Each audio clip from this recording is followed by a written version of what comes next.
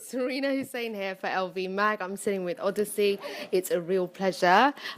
Thank you so much. Thank you. For taking the time. So, really good segue. I'm just listening to what you said, and it's purely the reason why I decided to publish content online that at first I was calling diverse, and then there's a guy, he's an actor. You probably saw him in the latest Star Wars movie. His name is, and now it escapes me, but he recently did a speech in the Commons, and he talked about diversity and said it's not about diversity, it's about representation. Now, instead of us going into diversity and this sort of sprinkling of sort of representation, what we really want to do is just represent. So what you just mentioned about Broken Beat and how journalists came in and decided to categorize for people for the media is exactly why I decided to publish content, especially stories, and capture people's stories and their activity without needing to use a label. Sure. So your recent interview with Rosenberg, you basically said this is not conscious hip-hop or real hip-hop. This is just real music. Yeah. And that really resonated with me, and I think with some people who I also shared the interview with. Sure. Categorization, I feel, is necessary for people. People feel the need to make things defined so that they can digest them and feel more comfortable with them. When things are uncategorized and undefined, there's a level of unease that comes with it.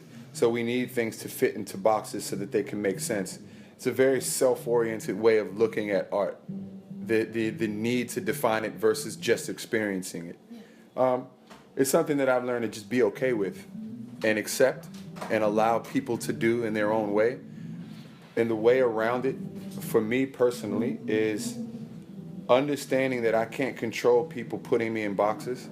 Therefore, I must fit in as many boxes as possible. So as a producer MC, there are people who predominantly know me for production.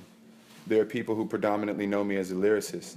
I don't make it my interest or job to educate either about the other. Let them embrace what they want. Let them see themselves in my music and appreciate it for what it is and establish that relationship. And I stopped focusing on, oh, if you like my beats, then you should check out my raps, or if you like my raps, you should check out my beats. It's exhausting and time-consuming, and you got to allow people to be themselves. Right. So removing myself from it and just freely making music and allowing whomever to pick out what they like from it was one of the most liberating experiences. And is that why your approach to content and putting the music out is very much sort of this sort of very immediate approach where you yourself have a hand in all of that? In the sense that, you know, the way you put content out is it's there for anyone to basically grasp, to enjoy, to take without sort of a middle person or someone else sort of packaging it for you? That's a good question. I think my approach is the sum of circumstance, right, and not deliberate thought. Okay. I think over time I've realized the sum and then followed it. But I couldn't honestly say that it was deliberate from the beginning. And what I mean is I started my musical career during the decline of the music industry's old format of a one-size-fits-all artist that could sell millions of records to avid fans who were waiting to buy physical music. You started to see a decline in that. You started to see an increase in people downloading things legally or illegally. You started to see more artists making a living from music but having less fans. And you started to see the rise of the niche artists who could create a core cult following and live off of that. Right. So my career kind of came about during that transitional period.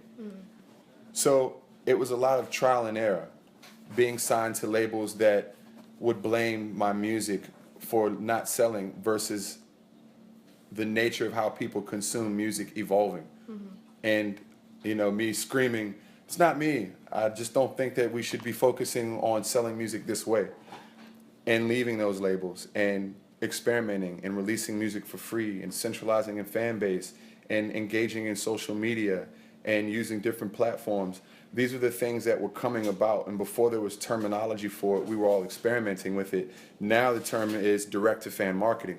But direct-to-fan marketing didn't exist when MySpace was invented. You just had a conversation with a fan directly, but it wasn't deliberate.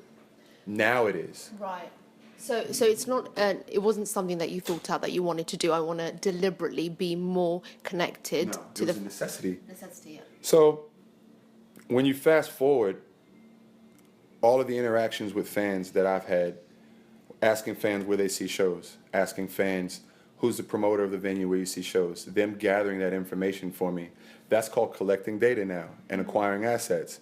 Well, I was literally then just asking a fan where they saw a show and who promoted the show. I kept a log of those promoters, their emails, their contacts, reached out to them, sent them music, booked shows. Many of those promoters who booked me for my first tours in Europe, I still work with to this day. And we have that direct relationship now. I didn't know that that's what I was doing until I think people came later and asked me to do it for them. Where they said, I would like you to book a tour for me or help me market my record. And I was like, what do you mean? Well, I saw what you did for yourself, and I'd like you to do the same. I was like, oh, is that what I did?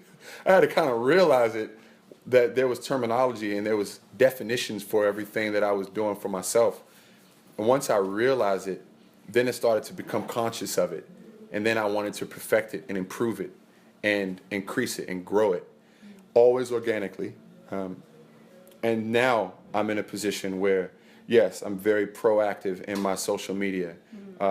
I'm very involved in direct-to-fan marketing. I'm very conscious of testing new workout in different markets. I'm conscious of the fact that when I produce a record that consists of 12 songs, I'm not designing that record for everyone to have the same favorite song. I'm literally designing it to make sure that multiple people, their favorite song is always a different song. Right. Therefore, I can increase the amount of people who come to a show. Got you. It's all conscious and deliberate now. Right. I know that these people will like the upbeat house track. These people will like the traditional retro 1990s boom bap sounding track. These people will like the more jazzy oriented track. And if I do that, those three different types of personalities will all purchase tickets, increasing the amount of people at a show. I'm conscious of it now. Right. But definitely I couldn't lie and say it was from the start that I knew what I was doing. Yeah, so for instance, in No Reservations, the main sort of lyric in there is about how you don't plan and you're just Right. sort of going off the cuff. Sure. So is that still the case when it comes to you creating the music, or more in the sort of execution and getting it out there?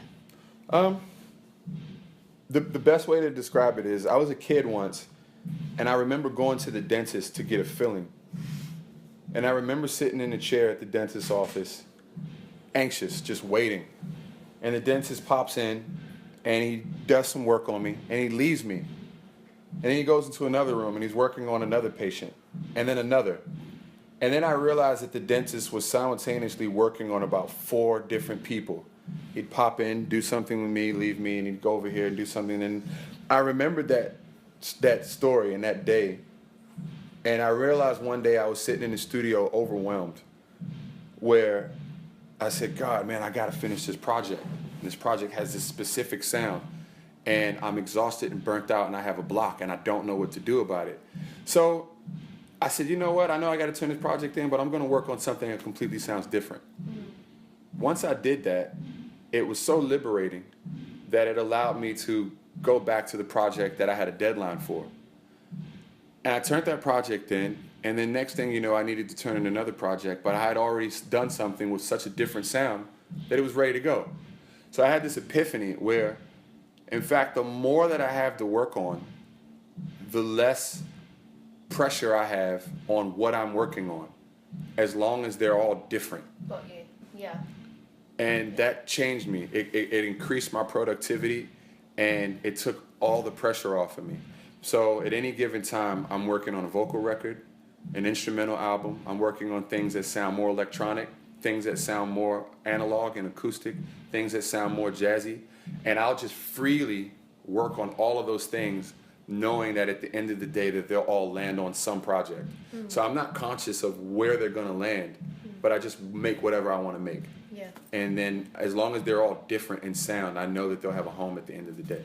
So yeah, that's been the formula. Gosh, I need Aisha's arms to keep this up. No, I'm cool. No, cool. Let's carry on. It'll work if you just leave it here. No, it's cool. No, I've got yoga arms. It's fine. No, but I totally relate to what you're saying in the sense that whether I'm teaching yoga or whether I'm working with music myself or creating content for digital clients or doing this, sort of capturing stories and content for an audience who are looking for, and I've got a bit of a tagline, it's called inciting insight, because I always hear that word inciting it with something negative, and that's what I find your lyrics do. And coming from a sort of a writing perspective, your lyrics, I sort of view them as essays, because I find them quite captivating in a good way. And I feel like the instrumentation really complements it very carefully, very thoughtfully. So I feel as if the lyrics, is that your starting point when you are creating music, or is there a melody or an instrument? I'd have to categorize it as vocal records. When I decide to do a vocal album, I come up with a title first. From the title, I'll come up with a theme for why this title makes sense. From the theme, I'll come up with subject matter for different songs. I usually do 12-track albums for all my vocal records. So the title comes up first, the definition of the title and the theme, and then the subject matter of each song. And then I'll set out to freely just produce music, whether it be for other people, for instrumental albums, for whatever. And every time I hear something that strikes a chord that matches the theme of the record, I'll put that beat in a folder. Right. Now, while I'm making beats and the folder starts to accumulate, I'll be walking down the street and I'll have a lyric that'll pop in my head.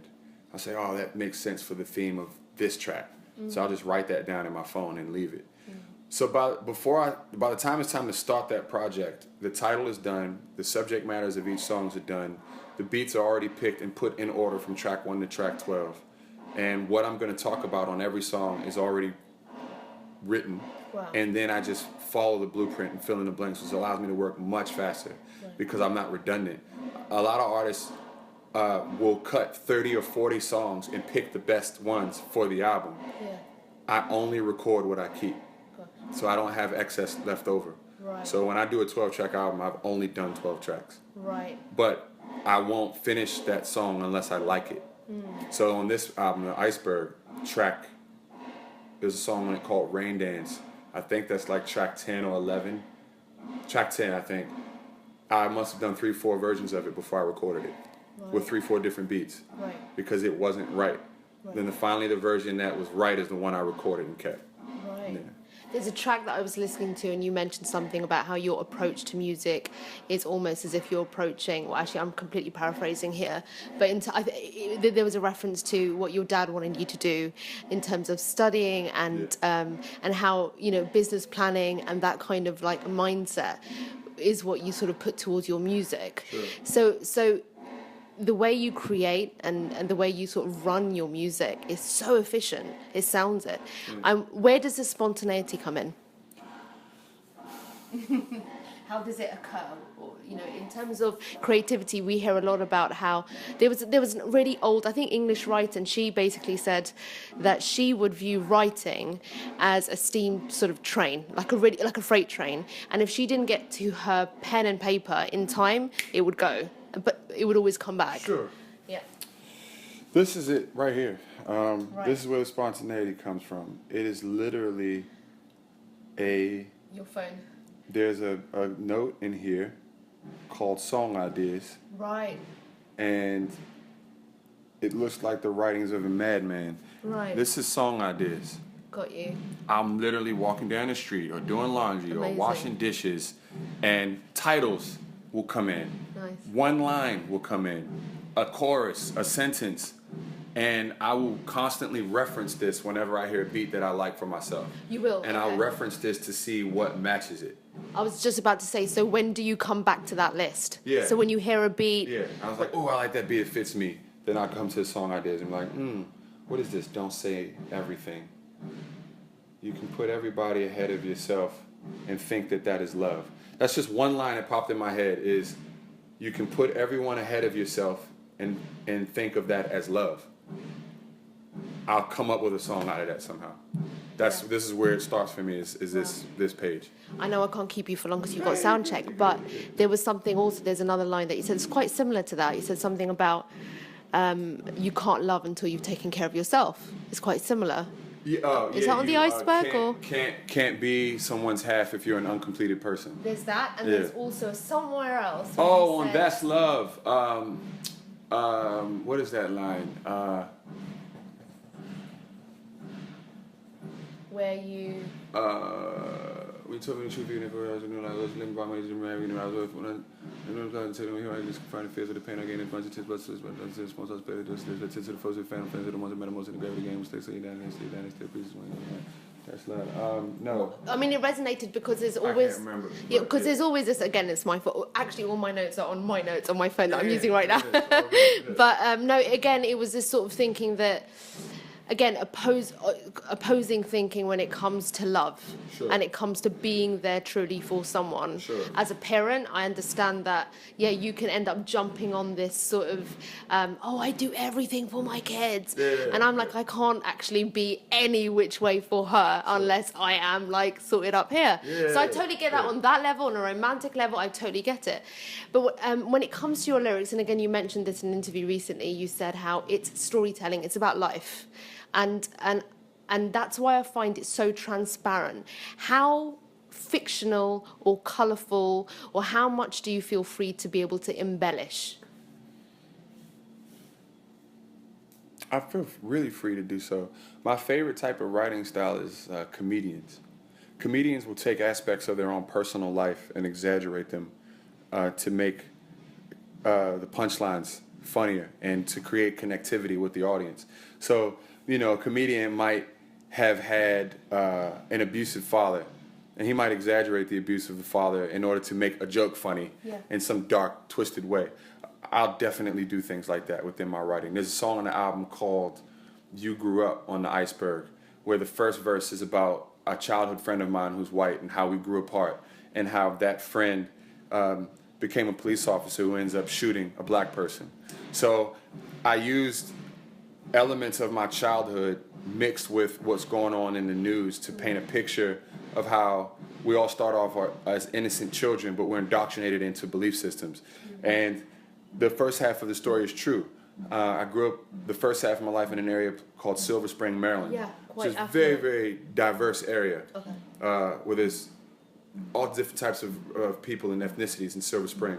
And my youngest friend at that time was, in fact, a white kid. And we were very different. We were very, very different.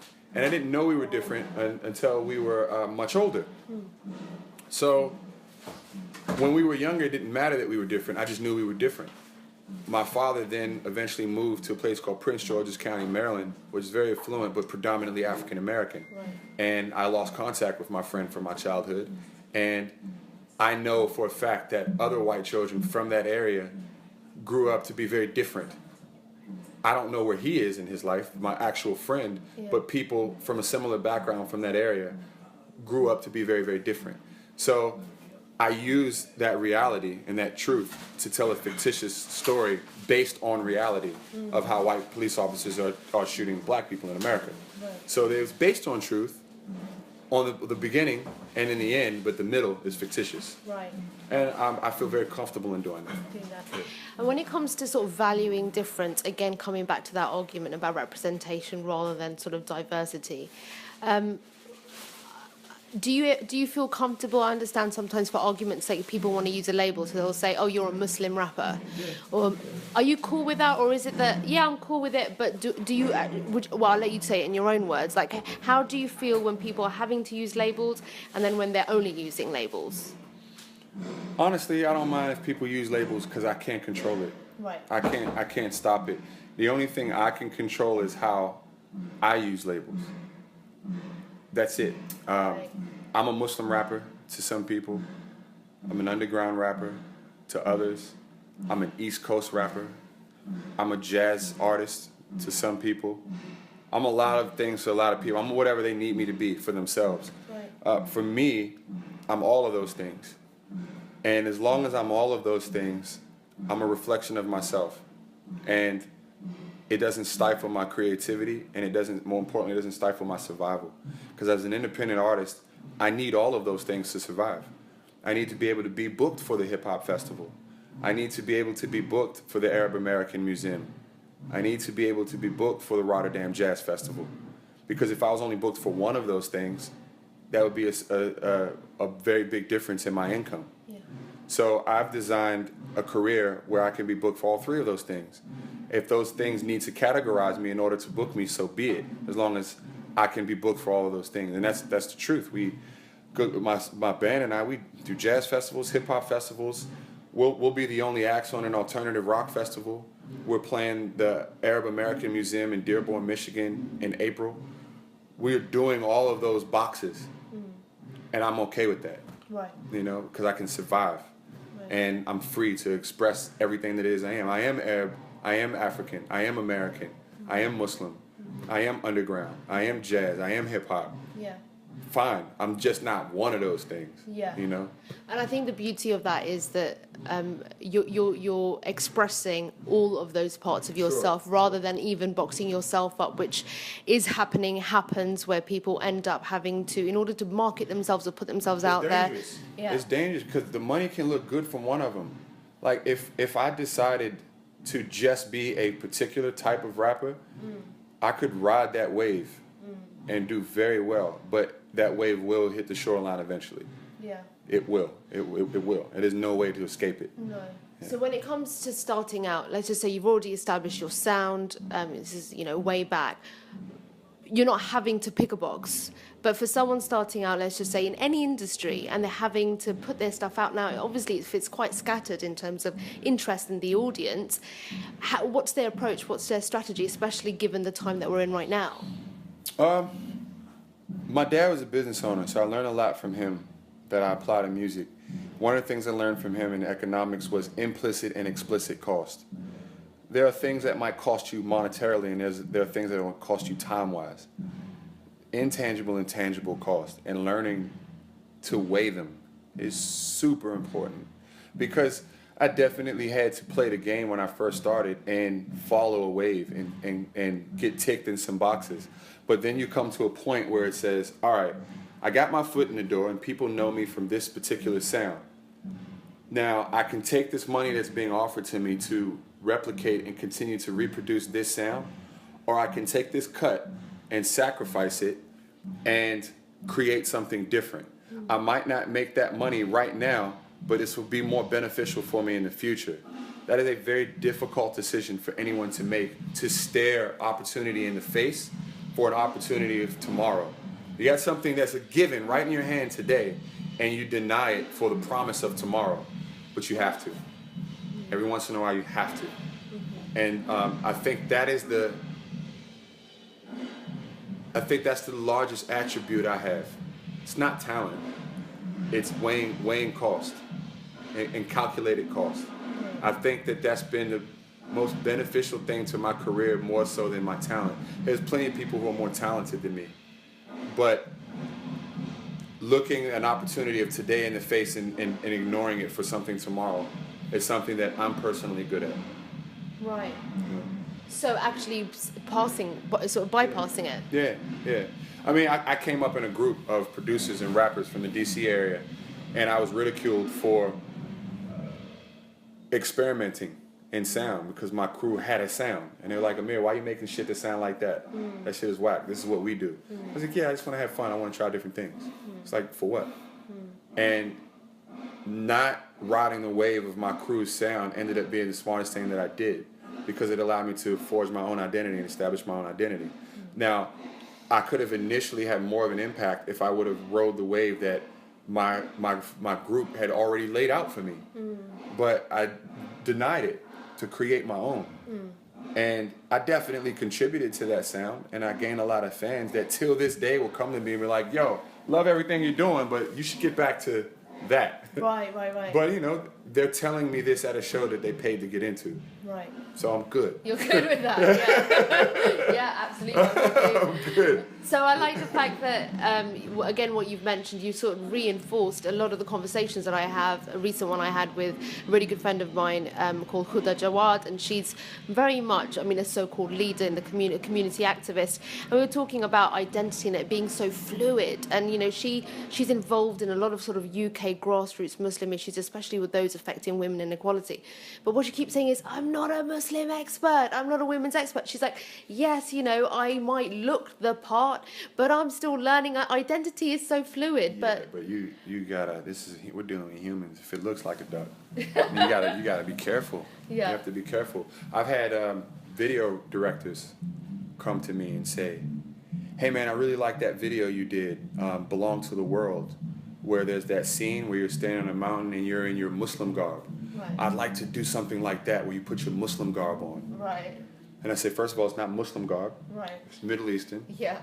The people wore these clothing before Islam was Yep. even created. Yep. So stop calling it Muslim garb. Yep. Second, no. Why do you want me to do that? Why do you want to exotify that? Yeah. And that will put me in that lane Yeah. of you taking my culture and using it like that just to get this image that you want. So you got to say, no.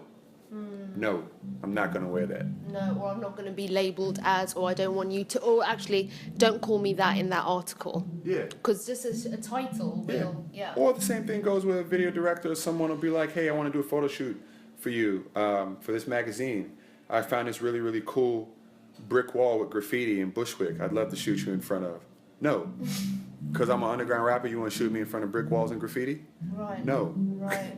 You got to be proactive. Yeah. You got to say no to a lot of those things. Yeah. And it's hard to do that because it's much easier to ride something that is comfortable and makes sense. But stepping outside of your comfort zone is difficult.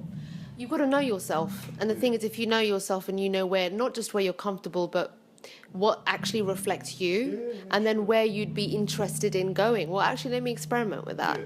But again, that comes especially for an artist, and I say everyone's an artist, but for you to express or to reflect what you do now in this sort of digital age is massive.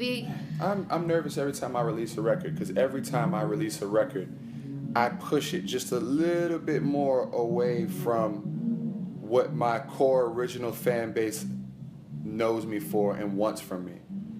Every record, I push that border a little bit. Never drastically. I don't want to piss off people. Yeah. But every record, there's a song or two that pushes it. It was like, all right, Amir, this is what I like from you, and you're pushing it. And every record, I'm waiting to see if it's going to have an adverse reaction. And so far, it's been like, whew, all right, they let me actually get away with doing a house track. Right. Holy shit, they didn't let me get away with that one. Yeah. All right, what else can I do? Yeah. But it's nervousness, but you just got to do it. You just I gotta put do a it. house track on this record. It's the first one I've done. Wow. The song is called Things. Yes. I really thought a lot of my fans were going to be like, yo, what the fuck is this? No, totally got it. Completely felt like it fit in your album. It was amazing. I was scared. Yeah. Wow, so that was the one that you most scared about. That was one of my favorites. I was nervous, Wow. you know. I was nervous that a lot of my core fan base wouldn't appreciate that, and they'd be like, "We like that, but we don't want you to do that," you know. But you didn't get that. No, You didn't get that. No, I didn't get it. People like the song. Yeah. So today we're in Islington, and you've got more dates ahead of you in this tour. When are you coming back to London? When am I coming back to London? I have no idea. I had no time. No plans. Probably probably a festival sometime in the summer. Yeah. Yeah, we've only announced dates up until July 1st, but we're on tour until December. Wow. Yeah. Okay. Yeah. Okay. So. And in terms of UK music and the UK sound, is there anything not that number one sparked your interest or influences you in any way? I'm a big fan of Dago and Mark Mac, 4Hero. Since back in the day, the things that they were doing with music and the experimentation that they had with the fusion of genres is something that I've always admired and appreciated. They never settled for comfortable. Yeah. Those guys, the UK in general, I look up to for the fusion of genres and risk taking. Yeah. You know, this is an island where so many cultures have met and happily collided musically and come up with some brilliant sounds as a result of, you know, a wave of European electronic music meeting West Indian sound system culture and coming up, just smashing it right here in this, in London in specific, and all through the UK. So I've been a massive fan of the UK's contribution to music in general. Yeah. And would you say, just to sort of finish up, there's a quote recently, Donald Glover, aka Childish Gambino, saying genre is dead. In terms of music and the future of music, do you agree with that? I think that's a current trend right now, but I've been in music long enough to see trends come back around and understand that many times extremities create extremities. Whereas if genreless music becomes popular, where everything starts to sound like a playlist and fans are like, oh, I love these artists because on one album I've got some ska and some rap and trap and rock and reggae on one record, this is brilliant. That is only creating the next person that decides to sit and create one specific sound. They're creating the opportunity for that person to be popular, and it's inevitable. So it's current now. Yes, absolutely, people are loving artists that are free from genres, but the more and more artists that go down that path, they are opening up a window of opportunity for that next person to sit in and just say, I want to make a whole record that sounds like this. And then all the journalists who have been covering all of these genreless artists for months and months and months and months will all just turn simultaneously and say, yo, that stuff is cool, but have you heard this new guy who just made this one album that sounded just like this? It's brilliant. Then everyone will turn, and then everyone will do that again. Yeah. And then that'll become oversaturated. And then that person that deviates, everyone will turn. And then I've just seen it happen too many times to get caught into any of that shit. Like, be honest with you. Like, and again, I like what you said about how you're very much a sum of your circumstances. In terms of strategy, it's a very present strategy in terms of your thinking. Strategy makes you think. There's a song there. Strategy makes us think about. Strategy makes us think about sort of like you're having to think very much forward.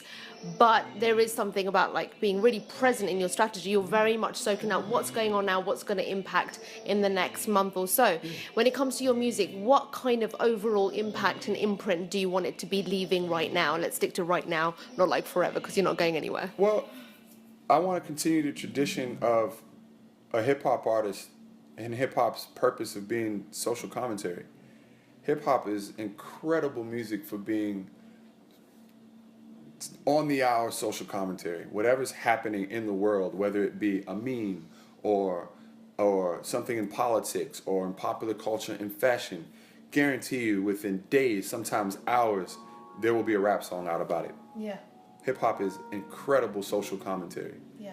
You know, it's oftentimes more effective than the news as far as reaching wider demographics to educate them on things that are going on in the world.